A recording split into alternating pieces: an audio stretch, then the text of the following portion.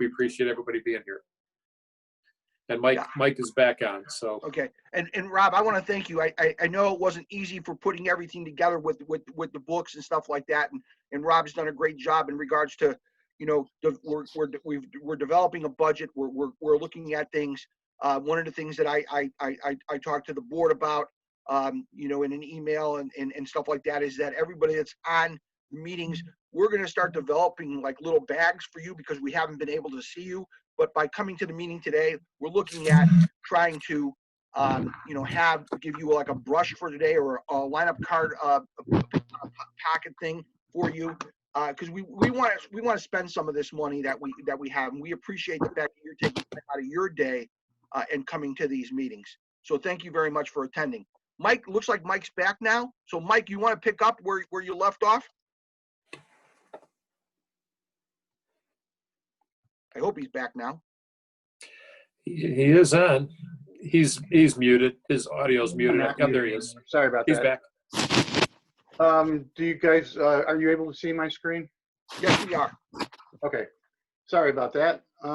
So for the umpire education links, you've got, you know, like the umpire quiz, you can go here, and whenever Paul posts a new question, it'll be up here and they'll be numbered, so you'll know when a new one pops up. Right now, there's some comments on rules from the NFHS and points of emphasis from the NFHS, etc. We've got a section for the CCUA honor roll. That is all the people that have been to state finals, and I will be putting more names up here as they come in. Okay. And let's see, go back here. We do have a photo gallery. And, you know, what we'd like to do is to get you guys to send us more pictures of some of your action shots, and the really great pictures that you send to us, we'll put your best pictures on the website for everybody to see. Okay. And let's see, anything else am I missing?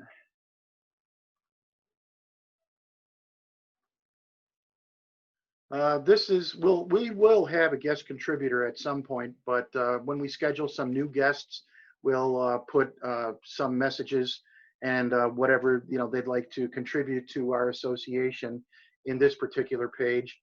So just so that you can see what it kind of looks like at this point. The membership store, when we talked about that earlier, and here are the memberships that we are currently accepting. And as soon as my internet's going a little bit slow today, so I apologize for that. But you know, here's the regular membership, the full membership. Here's the collegiate adjunct college membership, and the CCUA introductory membership. So if you're a brand new member to our association, it'll cost you $20 to get in, but that'll be good for this entire year. So this entire season. So with that, that's all I have. I think Rob talked already. Yep. And as I said to everybody, Mike, you've done a great job with this whole website. So thank you very much for the time and effort you put in, because you've really taken this as an initiative on your part, and you've done a great job with it, as has Rob done with the treasurers. So is Rich ready to roll now? Is he unmuted? I'm ready. I'm ready. Sounds great. Rich, go ahead. Okay. First of all, I'd like to comment that Paul let me know a little bit earlier that there's been approximately 40 different umpires that have answered our quiz questions, and I think that's a pretty good response. Not everybody's been answering every week, but at least we're getting some activity, and I hope you guys are enjoying the questions. Like I told Paul, Al and myself both are rule interpreters, as well as Drew Fowler, one of our other members. And we are the guys that create the Part 1, Part 2 test for the IHSA that you take. When we write those questions, we are not attempting to fool anybody or challenge anybody. When I write these questions for our association, I am attempting to challenge you. That's the whole idea. If we gave you really simple routine questions. I don't think too many of you would be interested in spending the time to answer them. I want to tease your brain, so to speak. Couple of questions recently. I'm going to go over the last two questions that we had because I understand there were quite a few people that missed this first question. Let me quickly read it to you. Batter hits a fly ball near the foul line in left field. F7 touches the ball in fair territory, and the ball caroms off his glove and goes over the left field fence to the left of the foul pole. In other words, it goes over the fence in foul territory. And the question is, what is the ruling? Ground rule double, home run, or foul ball? Unfortunately, we had one member answer foul ball. Okay, I'm not going to identify that member. We had quite a few people answer that it was a home run. Or excuse me, answer that it was a home run. The correct answer, we know, is a ground rule double. I can understand a little bit of the confusion about the home run. If you read the rule, it's a 4-base award if a fair batted ball goes over the outfield fence. And this was a fair batted ball, but it's not as clear. The rule is not as clear as it should be. The rule should state that the ball goes over the fence in fair territory. Once it's touched by the outfielder in fair territory, clearly it's going to be a fair ball. The question then is it a double or is it a home run? If it goes over the fence in foul territory, it is a double. If it goes over the fence in fair territory, it's a home run. And unfortunately, quite a few members got that one wrong. I think that was, Paul, correct me if I'm wrong, but I think that was the question that, of all the questions we put out there, the one that had the most incorrect answers. Is that correct? Correct, it was. All right. So if you want to still have a question about it, go to the chat and ask the question. But I'm going to move on to the second question now. Coach goes to the mound to talk to the pitcher with a 2-0 count on the batter. It's his first charge conference of the game. The next pitch is a wild pitch, goes to the backstop. And the coach heads back to the mound. A, legal in this is his second charge conference. B, umpire should stop the coach before he crosses the foul line and tell him he can't come out while the same batter is at bat. Or C, allow the trip, but coach must change pitchers. Or the last choice, D, if a coach ignores the umpire's warning, the pitcher must complete pitching to this hitter and then is removed and the coach is ejected. Now, the 4 choices are 2 different rule books, okay? And I did that purposely. The correct answer in the Federation, which is what most of you should have answered because that's what we're doing here, Federation rules, is that this is a legal trip and it's his second charge trip. Understand this, and I think I've used this example in meetings in the past. If the pitcher throws the first pitch of the game, the coach can call timeout, go to the mound, talk to his pitcher, go back to the dugout.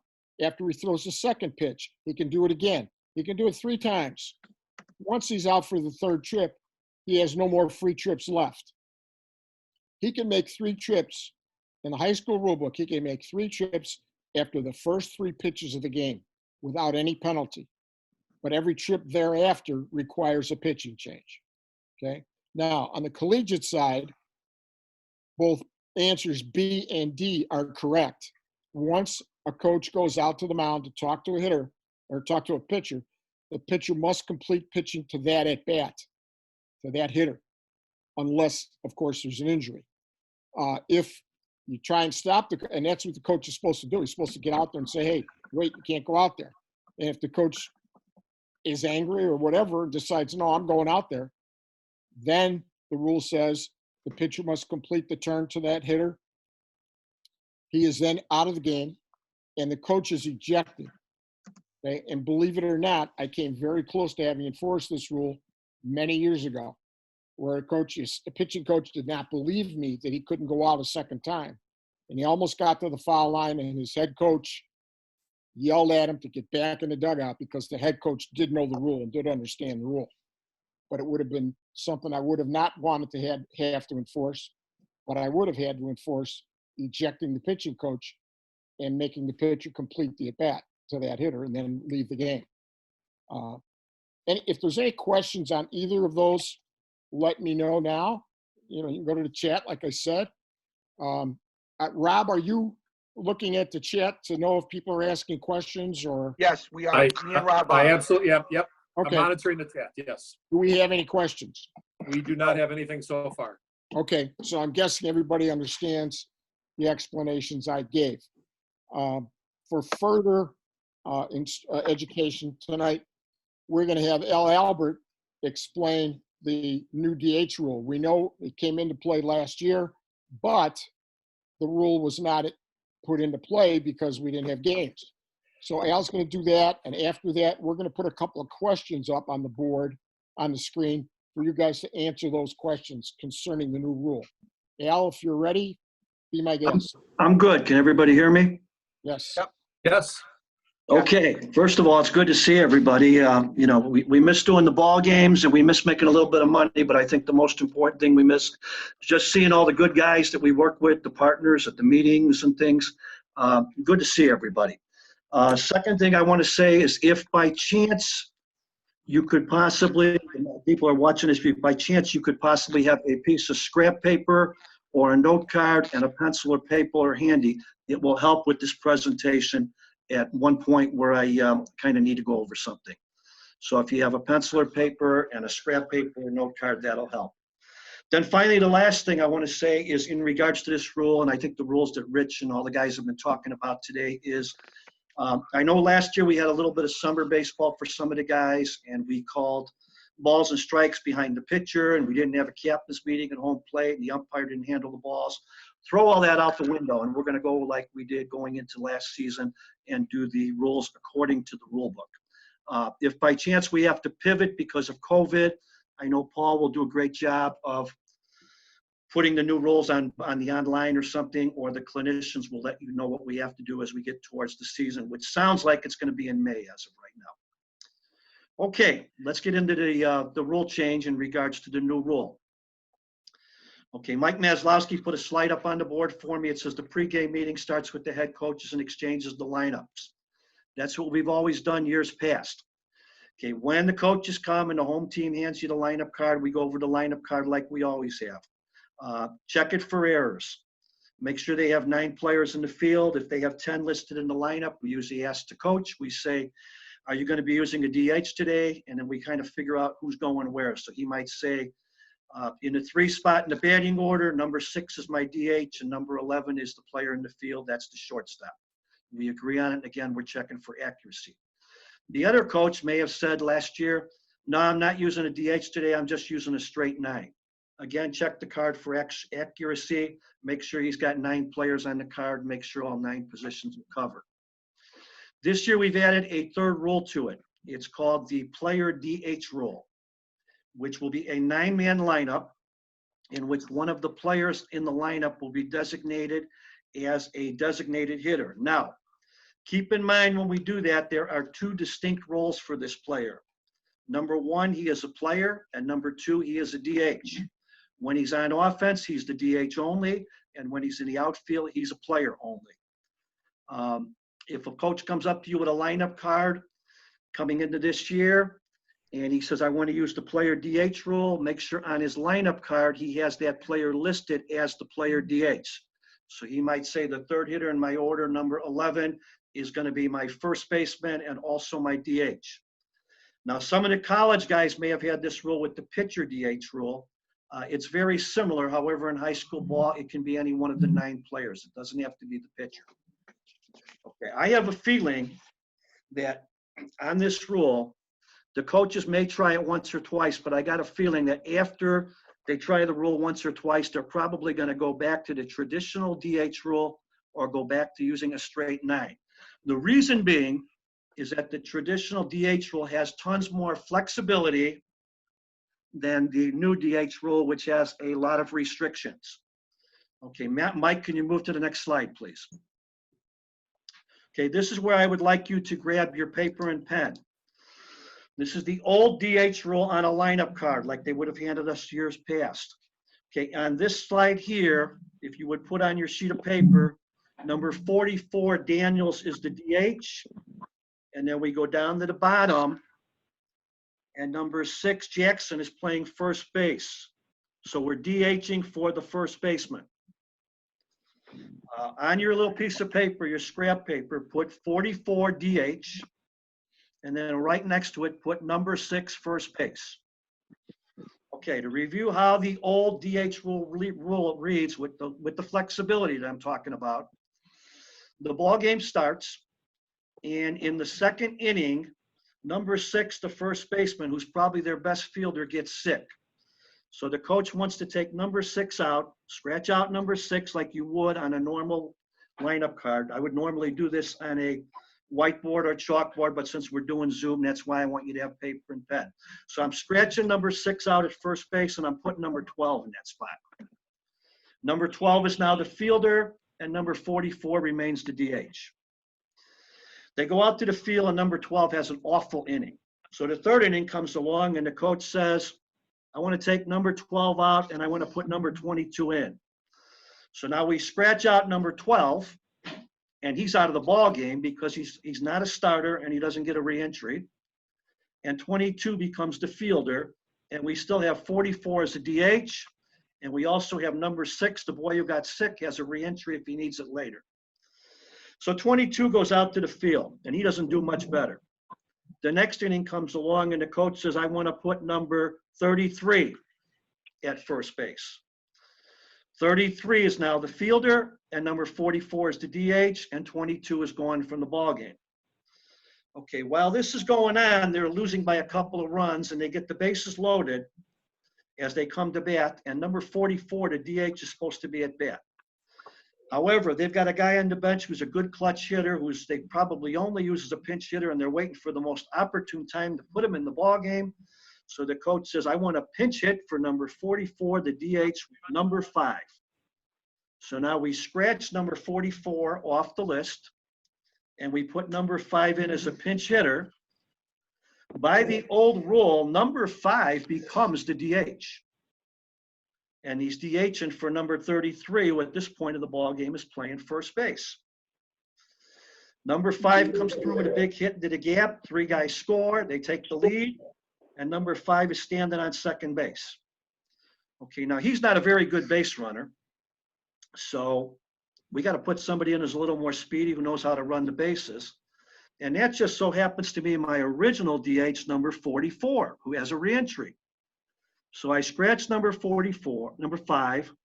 I re-enter 44 as the DH. The starter uses his re-entry. At this point in time, we've got 44 as the DH and 33 as the first baseman. Inning ends, and we go out to the field for the last inning. And number 6, who's our best fielder, who was sick earlier in the game, he's feeling much better. He wants to go back in the ball game. So the coach takes 33 out of the ball game, and he re-enters number 6. And the ball game ends. Okay, if you look at your lineup card,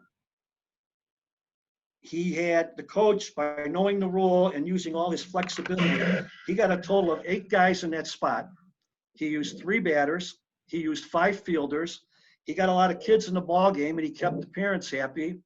And when it was all said and done, he used his re-entry on 44, and he used his re-entry on number 6. Okay, I hope that makes sense for everybody. It would have been a lot easier on a whiteboard. Okay, Mike, can you move on to the next slide? Hold on 1 second, Al. I'd like to add something. On this lineup card, when you receive the lineup card, you have to make sure that 44 is hitting for 6 and he's not hitting for 32. Some coaches will put the player they're DHing for underneath the DH on the lineup card, and some will put him at the 10th spot. You have to ask and make certain who he's DHing for. Okay? That's a good point. That's one of the reasons why when we have the coaches meeting at home plate, we check and we ask if you're using the DH, we'll say 44 is your DH and he's hitting for the first baseman, number 6. And then we agree about it. Another thing on regards to the lineup cards, and I know, again, the summer was crazy and different where they did their own labs. Sometimes the coach will say, well, we already exchanged lineups. And they go and make a change. The official lineup card is always the one that's handed to the home plate umpire. Okay, all right, so now we're gonna go to the old designated hitter rule. Actually, which one are we on here, Mike? 18? Yeah, 18, all right, so now we're going to the new designated hitter rule. This is what it means. The starting designated hitter, DH, may now be any one of the starting defensive players, including the pitcher. In this case here on the lineup card, number 44, the same guy is in the 4 spot. He's playing first base, and he's also going to be the DH. So he is the first baseman / DH. Now remember what I said about 2 distinct roles. That's very important. A player DH holds 2 positions, a defensive player and a designated hitter. Next slide. Okay, any eligible substitute may enter the game in a defensive role, at which time the player DH occupies the DH role only. So it looks like here on this card, this guy Jackson came in for Daniels. Jackson is now the fielder, and Daniels is now the DH. So in a sense, they went from 9 guys in their lineup to 10 players. Jackson is only a fielder, and Daniels is only a hitter. The original DH may re-enter defensively only once, and we'll get to that in just a minute. Next slide. Okay, only the starting player, the DH, can occupy the DH role. Any offensive substitution for the player DH terminates the role of the DH for the remainder of the game. Let me read that again. Any offensive substitution for the player DH terminates the DH role for the remainder of the game. That means if I pinch hit for my DH like I did in the last sequence, I'm back to a 9-man lineup with no DH. If I pinch run for my DH on the offensive side, if I pinch run for him, again, I'm losing my DH privileges and I'm going to a 9-man lineup. If my base runner is on the bases and he gets sick or injured and I have to replace that DH and take him out of the ballgame, again, I've lost DH privileges and only a 9-man lineup. If a substitute enters the defensive role, the player DH can re-enter the defensive role 1 time, and this would count as the re-entry. On the last card, we had 44 was starting the game at first base DH. They put number 6 in as a fielder, and now they're going to put 44 back on the field. He's back in the game, and he's still a starter DH, but he's already used his re-entry. Next slide. Okay, if a player DH has not used his defensive role re-entry, but an offensive substitute terminates the DH role, the starting player DH can re-enter 1 time as a starter. So what they're saying here is when he was batting, they pinch ran for him, which takes away the player DH role, and we go to a 9-man lineup. The player who pinch ran was in the lineup. If that starter who hasn't used his DH wants to come back in as the fielder, he can come back into that spot in the lineup, but he's no longer a DH. And then remember, both rules, the old rule and the new rule, the starting player and the DH and any substitutes are locked into that spot in the batting order. So when I did the old rule, I had 8 different guys in that spot. They were all locked into that same spot in the batting order. Next slide. The DH role is terminated when a substitute, including already one in the defensive role, pinch hits or pinch runs for the player DH. What they mean by that is we started the game with Daniels as the player DH. They put Jackson in as a fielder, and then Jackson came in either as a pinch batter or a pinch runner, which would put Jackson in the ball game, Daniels out of the ball game, and Daniels would be entitled to a re-entry. Okay, even when the player DH is, this is important, even when the player DH is a pitcher or catcher, he is never eligible to have a courtesy runner. So I got a feeling that's the rule that's going to turn a lot of the high school coaches off. They may put a guy down as a pitcher DH. He may have pitched 4 or 5 innings, thrown a lot of pitches. He gets a base hit, and the coach will say to the umpire, I want to run for that guy. He's my pitcher. Because he's listed as the pitcher DH, we can't use that courtesy runner. I will explain maybe how you can do that later. All right, let's move on. Okay, couple of questions now. The old designated hitter rule. Jones is the designated hitter, for Davis the first baseman in the 4 spot. Can Davis have a substitute at first base and keep the DH? The answer is yes. Okay, can Jones have a substitute? We did that in the last one. We pinch hit with the slugger for the DH. The guy who pinch hits for Jones becomes the DH. So the answer to that question in the old designated hitter rule, that's also yes. Okay, let's go to the new one now. The new rule, rule 314B. Davis is the fielder 3, first baseman, designated hitter in the 4 spot in the batting order. Can Davis have a substitute for the defensive role? Yes. Davis can have a sub in the defensive role, in which case they would have a 10-man lineup. Davis would be the DH, and there would be a fielder playing first base. Can Davis have just a substitute for the DH role? Can I pinch hit for him? With the new rule, the answer is no.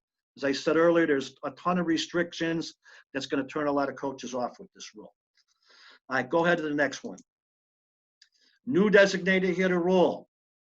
Is the DH terminated if the defensive role substitute bats in the 4 spot? So Davis was the DH. We put a guy in the field. That guy pinch hit for him as an offensive player. That guy comes into the ball game, and we've got 9-man lineup. Okay, next. If any substitute pinch hits or pinch runs in the 4 spot, is the DH terminated? The answer is yes. Okay, next question. Davis is the pitcher DH in the 4 spot. Okay, just like the college rule now, he's the pitcher DH. He gets a base hit, and they're going to ask, can we use a courtesy runner? And the answer is no. In high school baseball federation rules, no. That would be considered a substitution on the offensive end, and the person who came in to run for Davis would then become a part of the 9-man lineup in the pitcher spot. Now, here's where the coach can possibly put a runner in for that pitcher. So that pitcher gets a base hit. He's already pitched 5 innings. He's thrown about 80 pitches. He gets a base hit. The coach tells the umpire in chief he is discontinuing the use of Davis. First of all, he's going to ask, that's my pitcher. Can I use a courtesy runner? And the umpire is going to tell him no. He's going to say, can I terminate my DH and use Davis as the pitcher only? At which point, if I'm the home plate umpire, I'm going to take my lineup card, and where it says Davis, pitcher DH, I'm going to slash out DH so I know he's the pitcher only. They're using a 9-man lineup, and I am going to allow the courtesy runner, who's going to be somebody who's not in the ball game, and I'm going to record that courtesy runner's number on my card. All right. No, that's not a re-entry then. No, it's a courtesy runner. Okay, Yes. okay. All right. Next one. Okay, Davis is in the pitcher DH spot. Can Davis and his substitute be in the game defensively at the same time? And the answer is no, because they're both occupying the 4 spot. And if the fielder came in for Davis, he would now, as an offensive player, he would now be part of a 9-man lineup. And we have one more. If David starts as the pitcher and has a defensive sub in the 2nd inning, can he come back again as a pitcher? And the answer is correct. Yes, he can. So a situation here, this is maybe where this rule would help a team out. Davis starts the game as the pitcher DH. Then maybe he switches positions with somebody. It still stays in as a DH. They put a defensive sub in for him while he goes out to the bullpen and warms up as he's still the DH. And then he uses re-entry to come back in. Okay. Any questions? Yes, Al, I have a question via the chat. It's what was the motivation for this rule change? Were coaches really clamoring for this type of flexibility, particularly given that we know so many coaches aren't going to fully understand what they can and cannot do? I think the motivation, from what I was told, was because of the pitch count and the chance of being able to take a guy in and take a guy out. But I just don't see any flexibility. I don't see how it's going to help too many teams. Does that answer your question? I think it does. I think it does, yes. Okay. And then I Okay, think we Al. had one more slide up there, or question. Was that one of Rich's questions that came up?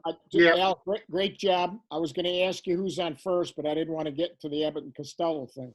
Well, you know, when I had the paper and pen, when I had the thing, it would have been a lot easier if I could have had a chalkboard or a whiteboard and we could have, Sure. you know, No, you did a great questions job. going along with it. All right. We have 2 questions for you guys about this rule. Okay. Go ahead and write down your answer to question number 1 before we give you the answer. This is for the new DH rule? Yes. Okay.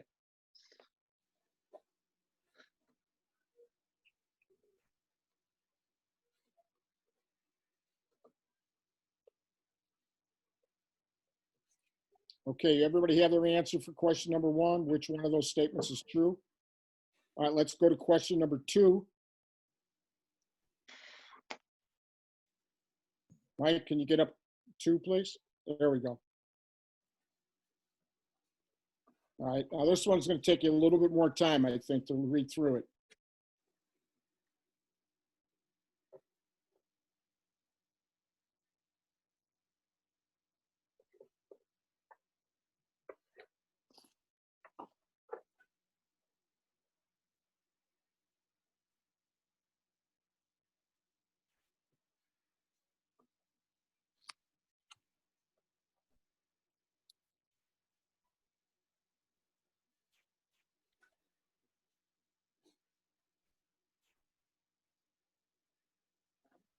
Yeah. Okay. I'm assuming everybody has answers to questions. Let's go back to number 1, Mike. All right. The correct answer is B. The starting DH may be a starting defensive player. Okay. Let's go back so we can look at number 1. There we go. All right. We know that a DH can be used for any position player, so A is incorrect. And we know the role of a DH can be terminated if he's replaced on offense, so that is incorrect. And the last one, a player listed as pitcher DH may re-enter once on defense and once on offense. Cannot re-enter both ways. That's incorrect. So the correct answer here is B. All right, let's go to number 2. I'm hoping a lot of people got number 1 correct. This one might be a little bit more tricky. Starting lineup, Jones is listed as right fielder DH. Which of these moves is legal? And we said there could be more than one move that's legal. A, Smith pinch hits for Jones in the 4th inning and replaces him on defense. In the 6th, Jones is sent up to hit for Smith. Is that a legal move? Anybody want to volunteer? Oh. No. I'd say no. Okay, I correct. think no. All right, answer B, Smith replaces Jones defensively. The next time through the order, Jones hits. Yes. Yes, that's Okay, legal. the DH Yes. Yeah. Player DH Yeah. can be placed defensively without losing his role as designated hitter. So B is correct. C, Jones is moved to first base in the 3rd inning. Smith goes to right field. Jones now hits in the previous first baseman spot in the order. Is that correct? No. Why not, Rob? He's Oh, got to stay in the same position in the lineup. correct. Cannot change positions in the lineup. All right, now the last choice, D. Jones gets injured on defense in the 2nd inning and is replaced by Smith. Jones can now serve as the DH. That one's pretty simple, I think. That is correct. Okay? He can stay as the DH. Even though he came out of the game for an injury, the coach can still leave him in the game as the DH, even though he's been replaced on defense. So the correct answers here are B and D. Let's take a couple seconds to see if anybody has any questions. If you have questions, go to the chat.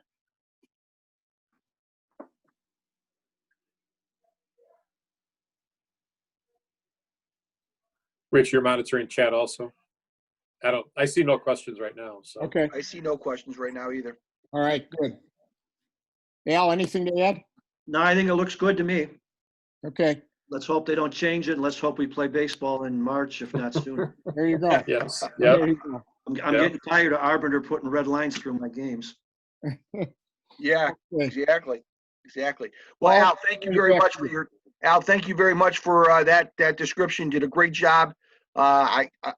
Again, there are some similarities to the college rule, but for the most part, there's some significant differences at the high school level that we should be aware of when we do high school games. So thank you very much for clarifying that. I think it was really good that we talked about that tonight. Thanks. Do a lot of people agree with me that they think a lot of the high school coaches won't use it? I agree 100%. I think you hit it right on the head by saying that it limits a lot of their flexibility. Well, Paul, when you and I attended the Catholic League meeting last spring before the season got canceled, when I explained the rule to the coaches, the feedback I got was that if they were going to use the rule, they were going to use it for their pitcher. Mhm. Correct. Not too many were going to use it for a different position player. Right. And a lot of guys sounded like it was too confusing for them, so they weren't going to use it at all. Right. And I don't remember, Rich, when you talked about it last year at the Catholic meeting, that the part there about them not being able to use a courtesy runner is very key Yes, to this situation. yes. So, I think that also limits them uses of it as a pitcher. So we'll see what happens.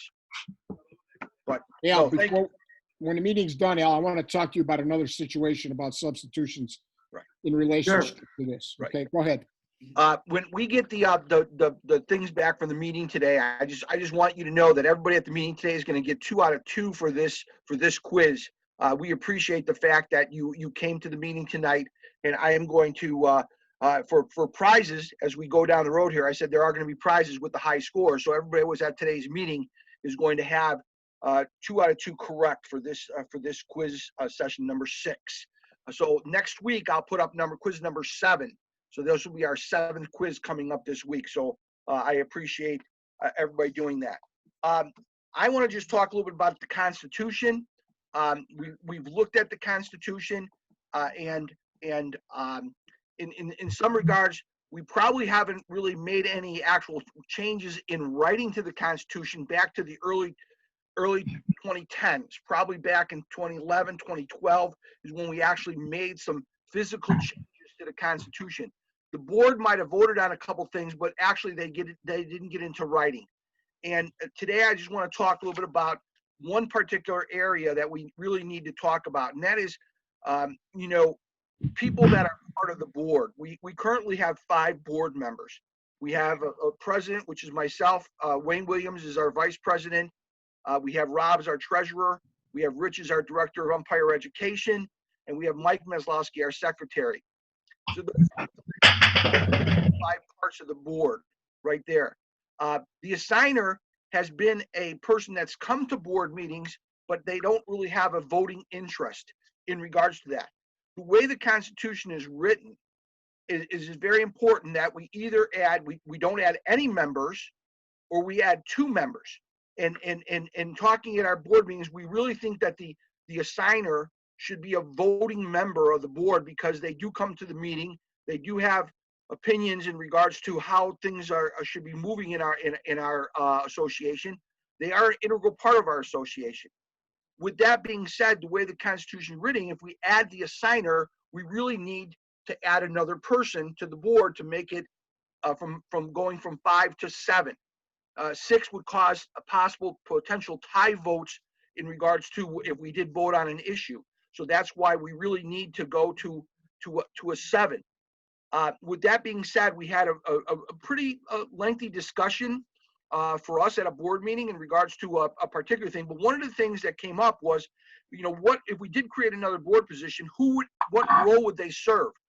And to an idea came up of maybe developing a job description for a person that would be in charge of recruiting. I know that over the past couple of years, we've seen a decrease of people coming to meetings and people really being part of our association, and we really need, especially some younger members, into our association. So we thought that it might not be a bad idea to create a job description for a person that would be in charge of recruiting new umpires. And that's not an easy task, but we think that it's important if our organization is going to move forward, and we're hoping for that.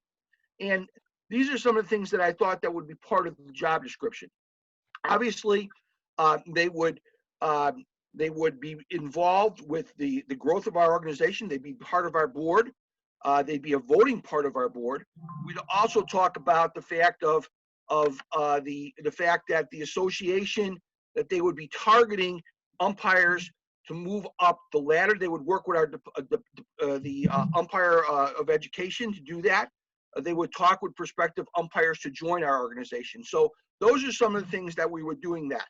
So to do that, we would like you to vote the fact that to move our constitution from 5 to 7, with the purpose being solely that we would have the assigner and this new position be part of our voting membership.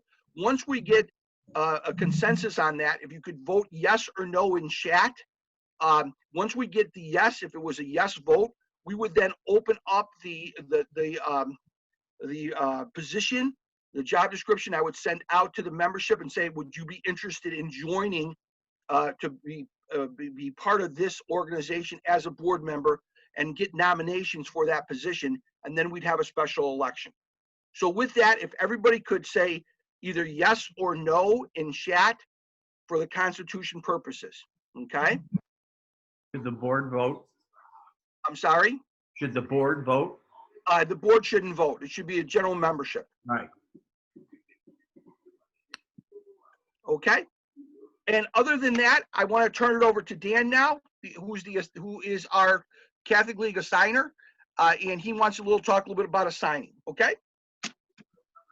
All I really want to say is that I had been out with health issues for quite a while, and Paul is the reason that CCUA is still active and going, and he took over. And I want to thank him and have everybody realize that Paul did everything, or 90%, most of it last year. He really bailed me out largely. I was in the hospital. I was unable to do it. And so far this year, he has done the assigning. I will take over and handle the day-to-day of managing, the day-to-day and substitutions, and when they add games and everything else, so Paul can go umpire like he would like to and not have to deal with any of that except his JUCO stuff. But Paul is the one who has done all the assigning so far. The only thing I want to remind you guys of, especially signing up for the lower level stuff, is not to take more than 3 or 4 at the most. I don't know what you said, Paul, 3 spots at any one school. A lot of you guys up north like Notre Dame, and you like to sit there. That doesn't work. So make sure you follow the rules. That's all I have. Thanks, Paul.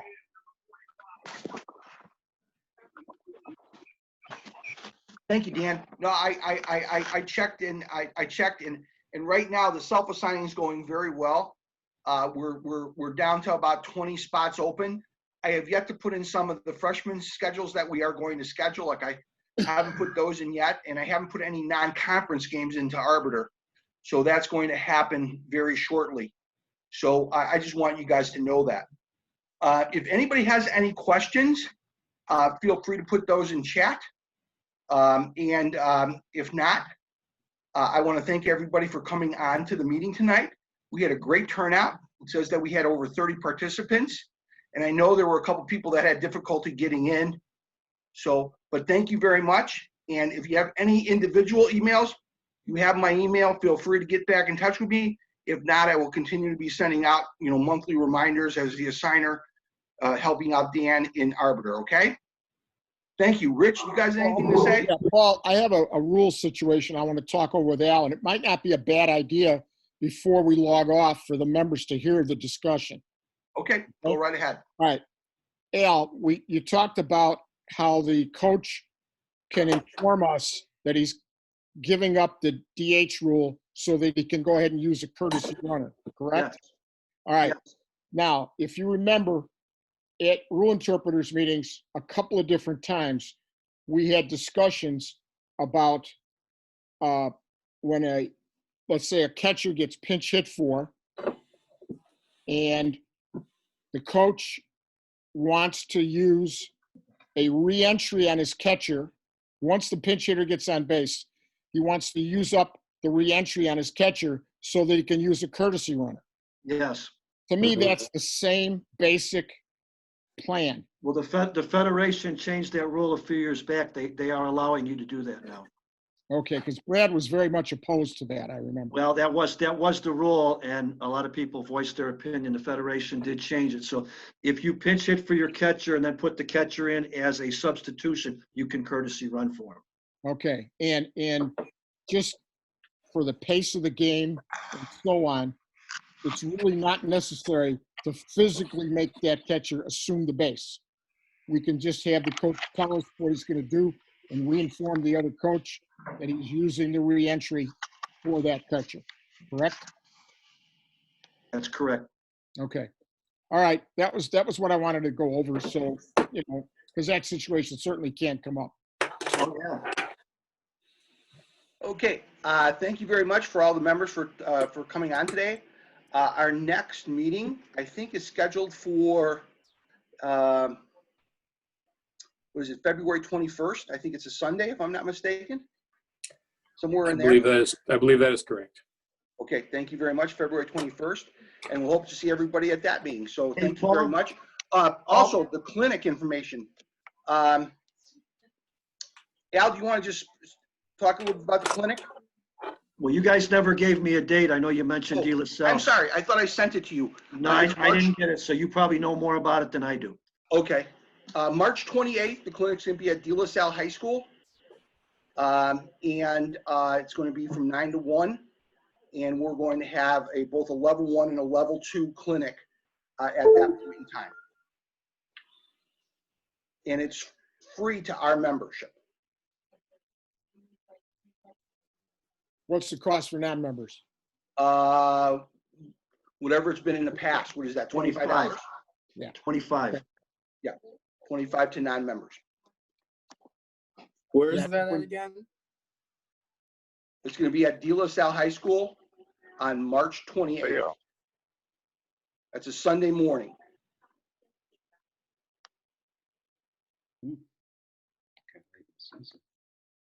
There will be an entry on the store. Membership store. Okay. Thank you very much, Mike. I appreciate for doing that. And there will be a information on the actual CCUA website when we finalize the schedule for the meeting and the different things that are part of it. Okay? Hey, I have a quick question, guys. How you doing? Good. This is Mike Laravier. Hey, Mike. Quick question. I have other things going on. Like that day just happened to pop in my head when you said I'll be on a Division I softball field series. Do you guys, or will you have credits that we can get with via Zoom, or are you filming that? What are you guys doing? I want to attend, but if that series happens, I'll be over there. So it's I cannot not go to the series. I think, Mike, to answer your question, if you need a rules meeting this year or a clinic this year, I think you're going to have to find another one because I don't think there's any other option. Am I right, Paul? I was going to defer to you or Al because you guys are clinicians in regards to that.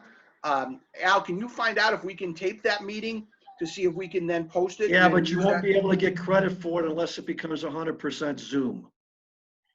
If we have to make it 100% Zoom, then You're going to have to physically attend. Yeah, no, Okay. I know AOA, if Pat Weber's still in attendance, AOA is doing a Zoom clinic out at, that they normally do at Naperville North. And they're actually starting in a couple of weeks. I'll figure it out. No biggie. Thanks for answering. All right. Yep.